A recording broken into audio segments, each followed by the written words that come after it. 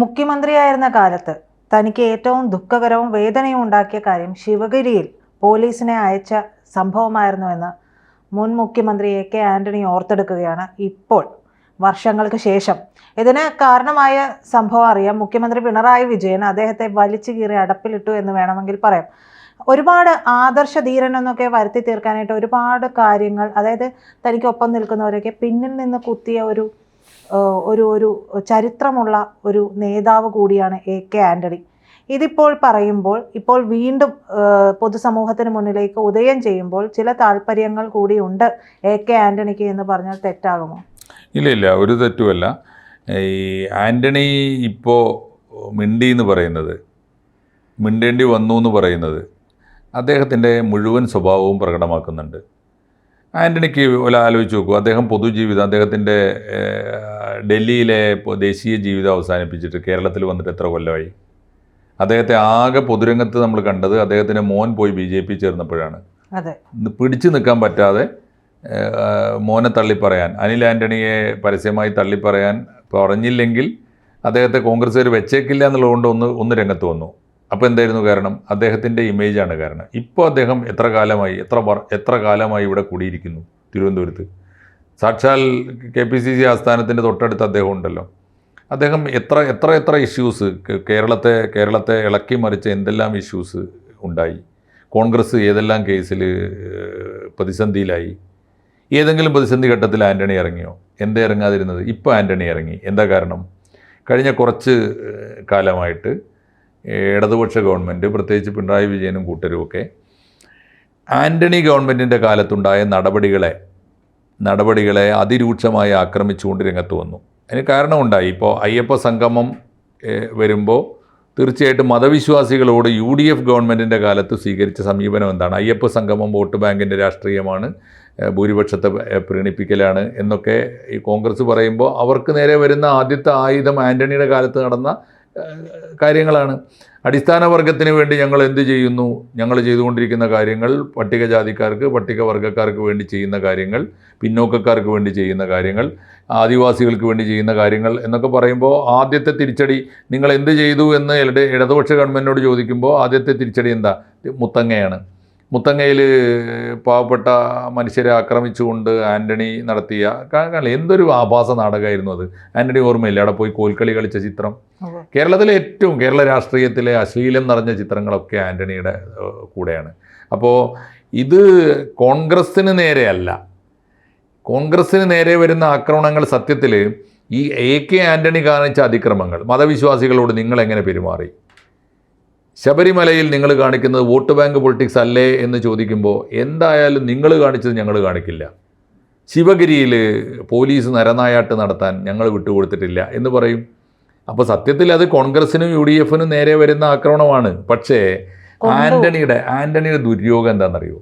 ആന്റണിയെ ഏറ്റെടുക്കാൻ, ആന്റണിയെ ന്യായീകരിക്കാൻ അദ്ദേഹം ജീവിച്ചിരിക്കുന്ന കാലത്തും ഇനി മരിച്ചുപോയി 100 കൊല്ലം കഴിഞ്ഞാലും കോൺഗ്രസ്സുകാർ അദ്ദേഹത്തെ ഏറ്റെടുക്കില്ല. അതാണ് ആന്റണിയുടെ പ്രത്യേകത. എന്താ കാരണം എന്നറിയോ? ആന്റണി കേരളത്തിലെ ഗ്രൂപ്പ് രാഷ്ട്രീയത്തിൻ്റെ വക്താവാണ്. അറിയാലോ, AI എന്ന് പറയുന്ന 2 ഗ്രൂപ്പ് ഉണ്ടായത് ആന്റണി ഉണ്ടായതുകൊണ്ടാണ്. പക്ഷേ 2 ഗ്രൂപ്പും തമ്മിലുണ്ടായിരുന്ന പ്രധാനപ്പെട്ട വ്യത്യാസം എന്തായാലും I ഗ്രൂപ്പ് എന്ന് പറഞ്ഞാൽ ഇന്ദിര ഗ്രൂപ്പ്, അതായത് ആണല്ലോ ഇന്ദിര, ആ ഗ്രൂപ്പിൻ്റെ നേതാവായിരുന്ന കരുണാകരൻ. ഒരു ഭാഗത്ത് കരുണാകരനും മറുഭാഗത്ത് ആന്റണിയും, Aയും Iയും ആയിരുന്നല്ലോ. സത്യത്തിൽ ഈ കരുണാകരൻ്റെ ഗ്രൂപ്പാണ്. അത് വളരെ പോസിറ്റീവായ ഗ്രൂപ്പാണ്. എന്താ ഗ്രൂപ്പിൻ്റെ പ്രത്യേകത?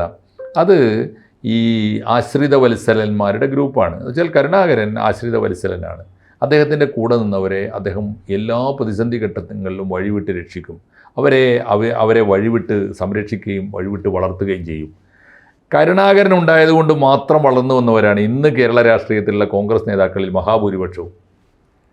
എണ്ണി എടുത്തു നോക്കൂ, എല്ലാവരും, രമേശ് ചെന്നിത്തല തൊട്ട് KC വേണുഗോപാൽ വരെ എത്ര പേര്. കരുണാകരൻ ഇല്ലായിരുന്നെങ്കിൽ അവരൊന്നും ഇല്ല. അപ്പോൾ അങ്ങനെ അതാണ് ലീഡർഷിപ്പ്. അതുകൊണ്ടാണ് കരുണാകരൻ ഒരേ ഒരു ലീഡറായി തീർന്നത് കേരളത്തിലെ. എന്നാൽ കരുണാകരനെ നേരിടാൻ വേണ്ടി കരുണാകരനെ കിട്ടുന്ന വടിയൊക്കെ എടുത്ത് അടിച്ച് അപമാനിച്ച് പലപ്പോഴും ഇവിടുന്ന് കേന്ദ്രത്തിലേക്ക് അയച്ച് ചാരക്കേസുണ്ടാക്കി ഈ തരത്തിൽ കരുണാകരനെ അപമാനിച്ച് ഒടുവിൽ പാർട്ടിയിൽ നിന്ന് തന്നെ പുറത്താക്കി അങ്ങനെ പുറത്തു പോകാൻ പ്രേരിപ്പിച്ചു. അങ്ങനെയുള്ള കാരണങ്ങളൊക്കെ ഉണ്ടാക്കിയതിൻ്റെ പിന്നിൽ ആരാണ്? ആൻ്റണിയാണ്. എന്നാൽ ആൻ്റണി അദ്ദേഹത്തിൻ്റെ രാഷ്ട്രീയ ജീവിതത്തിൽ ആരെങ്കിലും രക്ഷിച്ചിട്ടുണ്ടോ? ഒരാളെ കൂടെ നിർത്തിയിട്ടുണ്ടോ? കൂടെ നിന്ന് ആരെങ്കിലും അദ്ദേഹം സംരക്ഷിച്ചിട്ടുണ്ട്? ഇന്നലെ എനിക്ക് വലിയ അത്ഭുതം തോന്നി. അദ്ദേഹത്തിൻ്റെ പത്രസമ്മേളനത്തിൽ ചെറിയാൻ ഫിലിപ്പ് തൊട്ടടുത്തിരിക്കുന്നുണ്ട്. ആൻ്റണിയുടെ ശരിയായ രാഷ്ട്രീയ മുഖം തുറന്നു കാണിച്ച ആ ആളുകളിൽ ഒരാളാണ് ചെറിയാൻ ഫിലിപ്പ്. ചെറിയാൻ ഫിലിപ്പ് ചങ്കുപൊട്ടി പറഞ്ഞിട്ടുണ്ട്, ആൻ്റണിയുടെ കൂടെ നിന്നതാണ് എൻ്റെ പരാജയം. പക്ഷേ ഇടതുപക്ഷത്ത് പോയത് അതിനേക്കാളും പരാജയമായതുകൊണ്ട് അദ്ദേഹം തിരിച്ചു വന്നു എന്നേ ഉള്ളൂ. ആൻ്റണി ആരെയും രക്ഷിക്കാൻ പോകുന്നില്ല. ആൻ്റണിക്ക് ഞാനല്ലാതെ, അവനവനിസമില്ലാതെ യാതൊരു രാഷ്ട്രീയവും ഇല്ല. ആൻ്റണിയെക്കുറിച്ച് ഏറ്റവും മനോഹരമായിട്ട് വിലയിരുത്തിയ ഒരാൾ നമ്മുടെ ജെ രാജശേഖരൻ നായരാണ്. മലയാളത്തിൽ ഇന്ന് ജീവിച്ചിരിക്കുള്ള, ഞാൻ പറയാറില്ല, ഈ മലയാളത്തിൽ ഇന്ന് ജീവിച്ചിരിപ്പുള്ള ജേർണലിസ്റ്റുകളിൽ ദേശീയ തലത്തിൽ ഏറ്റവും നല്ല പെർഫോമൻസ് നടത്തിയ, ഏറ്റവും വലിയ റെക്കോർഡിട്ട ജേർണലിസ്റ്റാണ് ജെ രാജശേഖരൻ നായർ. മാഗ്ന ഗ്രൂപ്പിലായിരുന്നു അദ്ദേഹം. സൊസൈറ്റി സാവി എന്നൊക്കെ പറയുന്ന മാഗ്ന ഗ്രൂപ്പിലുണ്ടായിരുന്നു ജെ രാജശേഖരൻ നായർ. അദ്ദേഹം ആൻ്റണിയെക്കുറിച്ച് പറഞ്ഞ ഒരു വാക്കുണ്ട്. അദ്ദേഹം ഷാർപ്പായിട്ടേ പറയൂ, പറഞ്ഞ വാക്കുകളൊക്കെ ആലോചിച്ചേ പറയൂ, തിരിച്ചെടുക്കുകയുമില്ല. അദ്ദേഹം പറഞ്ഞതാണ്, അദ്ദേഹം പറഞ്ഞ മനോഹരമായൊരു വാക്യമാണ്, കേരള രാഷ്ട്രീയത്തിലെ ദ അഗ്ലിയസ്റ്റ് ഫ്രോഡ് എന്നാണ്. എന്നാലോചിച്ച് നോക്കൂ, ഏറ്റവും വൃത്തികെട്ട കപട രാഷ്ട്രീയക്കാരനാണ് ആൻ്റണി എന്ന. ആൻ്റണിയുടെ ആദർശം മുഴുവനും കപടമല്ലേ? അവനവൻ്റെ തൻ്റെ ഇമേജ് അങ്ങനെ ഉണ്ടല്ലോ. ഇപ്പം ഇന്നലെ പത്രക്കാരോ കൃത്യമായിട്ട് ചോദിച്ചു അദ്ദേഹത്തോട്. അപ്പോൾ അദ്ദേഹം ഇങ്ങനെ ബബ്ബടിക്കുകയാണ്, എന്തേ ഇപ്പോൾ ആൻ്റണി സാർ ഇറങ്ങി വന്നു, ഈ 85 വയസ്സായില്ലേ? കണ്ടില്ലെന്ന് വെക്കാമായിരുന്നു, കേട്ടില്ലെന്ന് വെക്കാമായിരുന്നു. എത്രയോ കാര്യങ്ങൾ നടന്നു പോയി മാഷി, അതൊന്നും പറഞ്ഞു, അതിലൊന്നും ഒരു കമന്റ് പോലും പറഞ്ഞില്ല. മാഷ് പറഞ്ഞതുപോലെ മകൻ BJP-യിലേക്ക് ചേക്കേറിയപ്പോൾ വരേണ്ടത് അത്യന്താപേക്ഷിതമായതുകൊണ്ട് മാത്രം വന്ന് പറഞ്ഞിട്ട് പോയതാണ്. ഇത്രയും നാള് പിന്നീട് പല പ്രശ്നങ്ങളിൽ കോൺഗ്രസ് കുടുങ്ങി, രക്ഷിക്കാനായിട്ട് വന്നില്ല. പക്ഷെ ഇത് പിണറായി അവിടെ പറയാതെ പറഞ്ഞപ്പോൾ ഇവിടെ കൃത്യമായിട്ട് കൊണ്ടു. അപ്പോൾ മാത്രമല്ല, അദ്ദേഹത്തിന് യഥാർത്ഥത്തിൽ ഇന്നലെ ഇറങ്ങി വന്ന് പിന്നെ പത്രസമ്മേളനം നടത്താനുണ്ടായ യഥാർത്ഥ കാരണം എന്താ? ആ പത്രസമ്മേളനം പിണറായി വിജയനെതിരെ ഉള്ളതല്ല.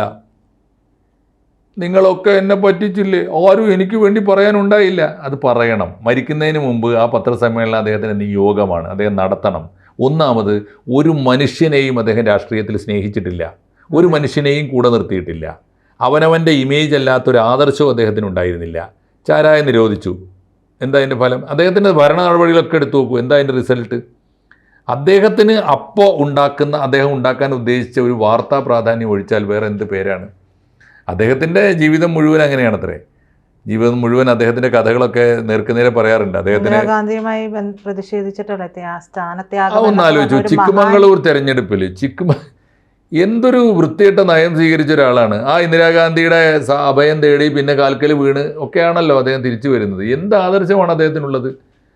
അപ്പോൾ അദ്ദേഹത്തിൻ്റെ രാഷ്ട്രീയത്തിൽ ഉടനീളമുള്ളത് ഈ പറഞ്ഞ അന്നന്ന് കാലത്ത് തനിക്ക് എന്താണോ നേട്ടം ഉണ്ടാകുന്നത് ഓർമ്മയില്ല. അദ്ദേഹം വളരെ നാടകീയമായിട്ടാണല്ലോ രാജിവെക്കുന്നത്. എന്താ രാജിവെക്കുന്നത്? കേന്ദ്രത്തിൽ നല്ല പ്ലാറ്റ്ഫോം ഉറപ്പിച്ച് വെച്ചിട്ട് രാജിവെക്കുകയാണ്. പിറ്റേന്ന് അവിടെ അദ്ദേഹത്തെ റാഞ്ചി കൊണ്ടുപോയി എന്തോ. എന്നിട്ട് അദ്ദേഹത്തിൻ്റെ നേട്ടം എന്താ? ഇന്ത്യൻ പ്രതിരോധ മേഖല ഏറ്റവും വലിയ അഴിമതി നേരിട്ടത് ആ കാലത്തല്ലേ അദ്ദേഹം എന്താ അദ്ദേഹത്തിൻ്റെ പെർഫോമൻസ്? മുഖ്യമന്ത്രി എന്ന നിലയിലുള്ള പെർഫോമൻസിനെ കുറിച്ചാണ് ഇപ്പോൾ ഈ വിലയിരുത്തുന്നത്. മുത്തങ്ങയിൽ കാണിച്ചത് എന്ത്? ശിവഗിരിയിൽ കാണിച്ചത് എന്ത്? ഇതൊക്കെ കോൺഗ്രസ് ചരിത്രത്തിലെ കളങ്കങ്ങളല്ലേ അദ്ദേഹം കാണിച്ചു കൂട്ടിയത്? എന്ത് നേട്ടമാണ് അദ്ദേഹത്തിൻ്റെ കാലത്തുണ്ടായത്? പിന്നെ എ ഗ്രൂപ്പ് ഉണ്ടായി എന്ന് പറഞ്ഞാൽ എന്താ അർത്ഥം? ഇപ്പുറത്ത് ഐ ഗ്രൂപ്പ് ഉണ്ടായത് കരുണാകരന് മനുഷ്യനെ കൂടെ നിർത്താനും ജനസേവനം നടത്താനും മനുഷ്യനെ സ്നേഹിക്കാനും പ്രിയപ്പെട്ടവർക്ക് പ്രതിസന്ധി വരുമ്പോൾ തൻ്റെ ഇമേജ് കളഞ്ഞ് അവരെ സ്നേഹിക്കാനും കൂടെ നിന്നിട്ടാ. അതാണല്ലോ കരുണാകരൻ. ആന്റണിയോ? അദ്ദേഹത്തിനൊരു ദീർഘവീക്ഷണം ഉണ്ടായിരുന്നല്ലോ കരുണാകരൻ. അദ്ദേഹത്തെ പോലുള്ള ലീഡർ മാത്രമല്ല, കരുണാകരന് എന്താ ആത്മാർത്ഥമല്ലാത്ത എന്താ ഉണ്ടായിരുന്നത്? അദ്ദേഹത്തിൻ്റെ വിശ്വാസം പോലും എത്ര ആത്മാർത്ഥമായിരുന്നു. അദ്ദേഹം എല്ലാ 1-ാം തീയതിയും ഗുരുവായൂർക്ക് പോകുന്നു എന്ന് എന്തുമാത്രം ആത്മാർത്ഥമാണ്. അദ്ദേഹത്തിന് കല്യാണിക്കുട്ടി അമ്മ എന്ന അദ്ദേഹത്തിൻ്റെ പ്രിയപത്നിയോടുണ്ടായിരുന്ന അടുപ്പം എന്തുമാത്രം സീരിയസ് ആണ്, സിൻസിയറാണ്. അദ്ദേഹത്തിൻ്റെ അദ്ദേഹത്തിൻ്റെ ഒന്നിലും കള്ളത്തരമില്ലല്ലോ, ഒക്കെ നേർക്കുനേരെയാണല്ലോ. അപ്പോൾ അതേ സമയത്ത് ആൻ്റണിക്കൊരു ഗ്രൂപ്പ് ഉണ്ടായത് എങ്ങനെയാണ്? എ ഗ്രൂപ്പ് എന്ന പേരിൽ ഒരാളെ മുന്നിൽ നിർത്തിയിട്ട്, ഇങ്ങനെ ഒരു ബിംബത്തെ കൊണ്ടുപോയി മുന്നിൽ നിർത്തിയിട്ട്, ഒന്നിനും കൊള്ളാത്തതാണെന്ന് അറിഞ്ഞുകൊണ്ട് ഒരു മറയാക്കി നിർത്തിയിട്ട് അതിശക്തമായൊരു ജനമുന്നണി അവർ കോൺഗ്രസിനകത്ത് രൂപപ്പെടുത്തി. അതാരായിരുന്നു? ആ ഗ്രൂപ്പ് എ ആയിരുന്നില്ല, ഒ ആയിരുന്നു. ഉമ്മൻചാണ്ടി ആയിരുന്നില്ല ഗ്രൂപ്പ് ഉണ്ടാക്കിയത്. യഥാർത്ഥത്തിൽ കേരളത്തിലെ ആൻ്റണി ഗ്രൂപ്പ് എന്ന് പറഞ്ഞാൽ ഉമ്മൻചാണ്ടിയാണ്. അവനെ അതിനെ കൊള്ളുകയുള്ളൂ, അവനെ ഇരുന്നോട്ടെ, ഇങ്ങനെ നടക്കാനേ കൊള്ളുകയുള്ളൂ എന്ന് പറഞ്ഞിട്ട് മാറ്റി നിർത്തിക്കൊണ്ട് ജനകീയമായി രാവും പകലും കഷ്ടപ്പെട്ട് ഗ്രൂപ്പ് ഉണ്ടാക്കിയത് ഉമ്മൻചാണ്ടി. അത് ജനകീയമായിരുന്നു, അത് സിൻസിയർ ആയിരുന്നു. ഒന്ന് ഓർത്ത് നോക്കിയാൽ മതി, എഴുതി വെച്ചോളൂ. ഉമ്മൻചാണ്ടി മരിച്ചപ്പോൾ എങ്ങനെയാണ് ജനം പെരുമാറിയത്, ആൻ്റണി മരിക്കുമ്പോൾ എത്ര ഞാൻ അങ്ങനെ വാക്കുകൾ പ്രയോഗിക്കുന്നില്ല, കടുത്ത വാക്കുകളാണ് ഞാൻ പറയുന്നത്. ആൻ്റണി മരിക്കുമ്പോൾ കാണാം ആര് തിരിഞ്ഞു നോക്കാനുണ്ടാവും. ഇപ്പോൾ തിരിച്ചറിയുന്നോണ്ടാണ് ഇപ്പോൾ ഈ വന്നത് ഇത്രയേ ഉള്ളൂ. എന്നെ ഇങ്ങനെ കുത്തി ഞാനിങ്ങനെ തിരുവനന്തപുരത്ത് നിന്ന് ഇതൊക്കെ സഹിക്കുകയാണ്, ഒരു കുട്ടിയും മറുപടി പറയുന്നില്ലല്ലോ എന്നുള്ള പറഞ്ഞത്. ആൻ്റണിക്ക് ഒരു തിരിച്ചറിവുണ്ട്. ആ പത്രസമ്മേളനം വേറെ ആർക്കും ആൻ്റണിയുടെ ആത്മാലാഭമാണ്. ആൻ്റണി നിലവിളിക്കുകയാണ്, ദൈവമേ എന്നെ മാത്രം സ്നേഹിച്ച എനിക്ക് ഒടുവിലെങ്കിലും ഞാൻ തിരിച്ചറിയുന്നു എൻ്റെ കൂടെ ആരുമില്ല, ആരും ഉണ്ടായിട്ടില്ല, ഇനിയും ഉണ്ടാവുകയുമില്ല, ഞാൻ മാത്രമേ ഉള്ളൂ. തട്ടിപ്പുകൊണ്ടാണ് അനിൽ ആൻ്റണിയെ തള്ളിപ്പറഞ്ഞുകൊണ്ട് അദ്ദേഹം രംഗത്ത് വന്നല്ലോ. പക്ഷേ ഡൽഹിയിലെ വൃത്തങ്ങളിൽ നിന്ന് കൃത്യമായി പുറത്തു വന്ന വാർത്ത എന്താ? ആൻ്റണിയുമായി പോലും ധാരണയും കൂടിയാലോചനയും തീരുമാനവും എടുത്തിട്ടാണ് അനിൽ തീരുമാനമെടുത്തത്. എന്ന് പറഞ്ഞാൽ ഇനിയുള്ള കാലം BJPയുടെ കാലമാണ്. കോൺഗ്രസിൽ നിന്ന് വെട്ടാവുന്നതും ഊരാവുന്നതുമായ എല്ലാ കഴുക്കോലുകളും ഊരിയെടുത്തിട്ടാണ്. പ്രതിരോധ മന്ത്രി എന്ന് പറഞ്ഞ ചെറിയ പദവിയല്ല, അതിലിരുന്നിട്ടാണ് അദ്ദേഹം പോകുന്നത്. അദ്ദേഹം പോകുന്നു, മതിയാക്കി പോകുന്നു. കോൺഗ്രസിന് പ്രതിസന്ധി വന്നു, എന്നാൽ പിന്നെ അവിടെ ഡൽഹിയിൽ ഈ സീനിയർ ഗ്രൂപ്പല്ലേ, മാത്രമല്ല ഈ അന്ന് നെഹ്റു കുടുംബത്തിൻ്റെ കൂടെ നിന്ന് എല്ലാ ആനുകൂല്യങ്ങളും പറ്റിയിരുന്ന വലിയൊരു ടീം പുറത്തു പോയല്ലോ. ഈ നെഹ്റു കുടുംബത്തോട് ചേർന്ന് ഡൽഹിയിലേക്ക് പോകാനുള്ള ഒരു കാരണം എന്ന് പറയാൻ രാഷ്ട്രപതി മോഹം ഉണ്ടായിരുന്നു മാഷി. ഉണ്ട്. ആൻ്റണിക്ക് എന്താണ് മോഹിച്ചുകൂടാത്തത്? മോഹങ്ങൾ മാത്രമുള്ള ഒരു ഒഴിഞ്ഞ അസ്ഥി കൂടെ മീൻസ് ഒരു മനുഷ്യ ശരീരത്തിൻ്റെ അകക്കാമ്പില്ലാത്ത, നിലവാരമില്ലാത്ത, മാന്യതയില്ലാത്ത ഒരു രൂപത്തിൻ്റെ, രാഷ്ട്രീയ രൂപത്തിൻ്റെ പേരാണ് ആൻ്റണി. അത് കോൺഗ്രസ്സുകാർക്ക് നന്നായിട്ട് അറിയാം. അതുകൊണ്ടാണ് ആൻ്റണിക്ക് നേരെ വരുന്ന വിമർശനങ്ങളൊക്കെ ആ നെഞ്ചത്ത് പോയി കൊണ്ടോട്ടെ, ആ യോഗമുണ്ടെങ്കിൽ മനസ്സുണ്ടെങ്കിൽ അനുഭവിച്ചോട്ടെ എന്ന് വെക്കുന്നത്. അപ്പോൾ ഇദ്ദേഹം ഇപ്പോൾ നടത്തുന്നൊരു വിലാപം ഉണ്ടല്ലോ, എന്താണ് ആൻ്റണി എന്ന് വെളിപ്പെടുന്നുണ്ട്. ഉന്നയിച്ച ഇഷ്യൂസ് ഒന്നുമല്ല പ്രധാനം. ഉന്നയിച്ച ഇഷ്യൂസ് തീർച്ചയായിട്ടും അദ്ദേഹത്തിൻ്റെ പിടിപ്പുകേടാണ്. അദ്ദേഹത്തിൻ്റെ കാലത്താണ് ഈ പറഞ്ഞ സംഗതികളൊക്കെ അദ്ദേഹം ഏറ്റു പറയുന്നുണ്ടല്ലോ. മാറാട് അന്വേഷണ കമ്മീഷൻ റിപ്പോർട്ട് പുറത്തു വരണം. എന്തിനാ പുറത്തു വരണമെന്ന് പറയണത്? അതിനകത്ത് ആരൊക്കെ കാശ് വാങ്ങി, ആരൊക്കെ പണം വാങ്ങി, ആരൊക്കെയാണ് ഒത്തുതീർപ്പുണ്ടാക്കിയത്, ആരൊക്കെയാണ് ആയുധം കടത്തിയത് എന്ന റിപ്പോർട്ടുണ്ടെങ്കിൽ വന്നോട്ടെ. അപ്പോൾ അതിനകത്ത് ഞാനില്ലല്ലോ എന്ന് എങ്ങനെയെങ്കിലും ഒന്ന് പുറത്തു വന്നോട്ടെ. ആർക്ക് വേണം റിപ്പോർട്ട്? ഇദ്ദേഹം അത് അന്വേഷണ ഉദ്യോഗസ്ഥരുടെ തലയിലേക്ക് വെക്കും. പക്ഷെ ഞാൻ പറയുന്നത് ഇതൊന്നും സംഭവിക്കുന്നതിന് മുമ്പ് തടയാൻ പറ്റാത്ത ആള് ഇപ്പോൾ 10-25 കൊല്ലം കഴിഞ്ഞിട്ട് വന്നിട്ട് പറയുകയാണ് അന്നത്തെ അന്വേഷണ റിപ്പോർട്ട്. എന്നാൽ ഇയാളുടെ പേരിങ്ങനെ വീണ്ടും മാധ്യമങ്ങളിൽ വരുമല്ലോ. മാത്രമല്ല ആൻ്റണി അത് പറഞ്ഞു ഇത് പറഞ്ഞു എന്നല്ലാതെ ആൻ്റണി അതിൽ ഉത്തരവാദി ആൻ്റണി അല്ലേ? എന്താ സംശയമുള്ളത്? ഞാൻ അറിഞ്ഞില്ല, അല്ലെങ്കിൽ ഞാൻ പറഞ്ഞിട്ടല്ല, നിവൃത്തികേട് കൊണ്ടാണ്, കോടതി പറഞ്ഞിട്ടാണ് എന്നൊക്കെ പറയുന്നതിൽ എന്താ അർത്ഥമുള്ളത്? കോടതി പറഞ്ഞതൊക്കെ നടപ്പാക്കാറുണ്ടോ എല്ലാ ഗവൺമെൻറ്റുകളും? അപ്പോൾ കോടതി ഉത്തരവാണെന്ന് പറഞ്ഞൊരു കാര്യമുണ്ട്. അപ്പോൾ ഈ മുത്തങ്ങയിലൊക്കെ ഒന്ന് ആലോചിച്ച് നോക്കി, ഈ പാവപ്പെട്ട ആദിവാസികളെ നേരിടാൻ വേണ്ടി പോലീസിനെ അയക്കേണ്ടി വരുന്ന, അരനായാട്ട് നടത്തുക, സമരം ചെയ്യുന്ന ആളുകളെ ഇറക്കാൻ വേണ്ടിയിട്ടാണല്ലോ. ഒന്ന് ആലോചിച്ച് നോക്കൂ. ഈ ചവിട്ടി നിൽക്കാനൊരു തുണ്ട് മണ്ണിനാണല്ലോ. ഇപ്പൊ കോൺഗ്രസ് തന്നെ പറയുന്നു അദ്ദേഹം തന്നെ ഉത്തരം പറഞ്ഞത് നന്നായി, മറുപടി പറഞ്ഞത് നന്നായി. അത് കറക്റ്റാണ്, കൈയടിച്ചു അവര്. പറയട്ടെ, രംഗത്ത് വരട്ടെ. എനിക്ക് വേണ്ടി പറയാൻ ഒരാളും ഭൂമിയിൽ ജീവിച്ചിരിപ്പില്ല എന്ന ബോധ്യം ആൻ്റണിക്ക് വന്നല്ലോ. അത് മരിക്കുന്നതിന് മുമ്പ് വന്നത് നന്നായി എന്നാണ് കോൺഗ്രസ്സുകാർ പറഞ്ഞതിൻ്റെ ഉത്തരം. കോൺഗ്രസ്സുകാർ കാണിച്ച പണി വളരെ നല്ലതാണ്. ഒറ്റ ഒരുത്തനും ആൻ്റണിയെ ന്യായീകരിക്കാനുണ്ടായില്ല. ഈ വലിയ സീനിയർ നേതാവ് വന്ന് തിരുവനന്തപുരം ഒറ്റ മനുഷ്യൻ തിരിഞ്ഞു നോക്കുന്നില്ലല്ലോ. തിരുവനന്തപുരത്ത് എന്തെല്ലാം നടക്കുന്നു, ആരൊക്കെ വരുന്നു പോകുന്നു. ഈ മനുഷ്യനെ ആർക്കും വേണ്ടാന്നേ. എടുക്കാത്ത നാണയം നമ്മൾ പറയാറില്ലേ സാധാരണ. രാഷ്ട്രീയത്തിലെ ഒരാൾ എടുക്കാത്ത നാണയമായി തീരുക എന്ന് പറഞ്ഞാൽ അതിൻ്റെ ഒന്നാമത്തെ ഉത്തരം ആൻ്റണിയാണ്. അവനവൻ മാത്രം അജണ്ടയായി. സേതുവേട്ടന് ഒരാളോടേ ഇഷ്ടമുള്ളൂ എന്ന് പറയില്ലേ, അത് സേതുവിനോട് മാത്രം എന്ന് പറയില്ലേ, അതുപോലൊരു കക്ഷിയാണ്. ഈ കാലത്തിലെ സേതുവിനെ പോലെ കേരള രാഷ്ട്രീയത്തിലൊരു ക്യാരക്ടറാണ് ആൻ്റണി. ആൻ്റണിയുടെ അജണ്ടയിൽ എന്നും ഒരാളെ ഉണ്ടായിരുന്നുള്ളൂ, ആൻ്റണി മാത്രം. ഇപ്പോഴും അദ്ദേഹം മാത്രമേ ഉള്ളൂ.